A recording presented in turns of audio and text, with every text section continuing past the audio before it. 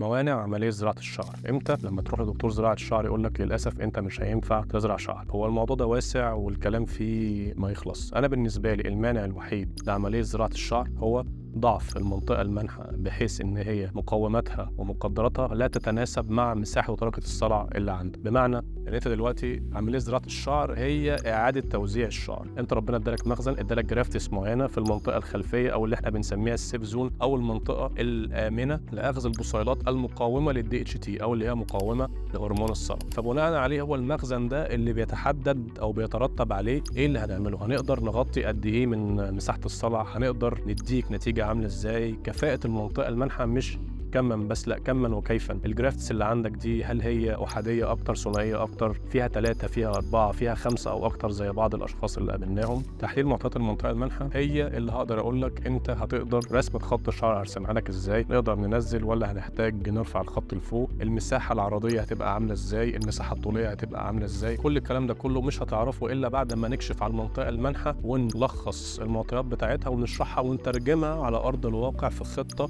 او خطه عمل بتبدا برسمه. الرسمه دي فيها خط شعر معين، فيها مساحه معينه، فيها عدد جرفتات معين، وفيها نتيجه متوقعه. انت دلوقتي مثلا بتشوف نتائج توب، نتائج واو، وممكن يكونوا نفس درجه الصلع بتاعتك، وتيجي تقول لا طب انا عايز نتيجه فلان دي ليه مش عندي مانحه نفس درجه الصلع. اقول لك لا، معطياتك اقل من معطياته، او ممكن يكون صلع درجه 6 أو 7 زيك بالظبط، بس منطقته المانحه ما شاء الله كويسه جدا وانت منطقه المانحه ضعيفه نسبيا. فيا اما هترتضي مثلا بنتيجه متوسطه او بمساحه اصغر، او للاسف ممكن نقدر نقول لك لو وصل الضعف لاستحاله الاستخلاص او استحاله تحقيق نتيجه، وخصوصا مع مساحات صلع ودرجات صلع كبيره، نقول لك لا يا فندم، يعني يا ريت بلاش تزرع الشعر لان العمليه دي محكوم عليها بالفشل من قبل ما تبدا. نيجي بقى للشق الثاني اللي هو الشق العام بقى. احنا دلوقتي اتكلمنا عن الشق الخاص اللي هي المنطقه المانحه. الشق العام اللي هم مرضى الامراض المزمنه زي الضغط والسكر، زي الفيروسات، زي المتعافين من السرطان او اللي اوريدي عندهم اورام سرطانيه. ده انا مش هقول له انت مش هينفع تزرع شعر، يعني انت مش معنى ان انت عندك مرض ان انا احرمك من الحق ده، ولكن هقول لك احنا هنأجل عمليه زراعه الشعر مؤقتا لحين عرضك على الساده المختصين بعلاج المرض بتاعك، وبعد ان شاء الله تمام الشفاء ما دام المنطقه المانحه عندك كويسه نقدر نعمل لك عمليه زراعه شعر ناجحه باذن الله تعالى.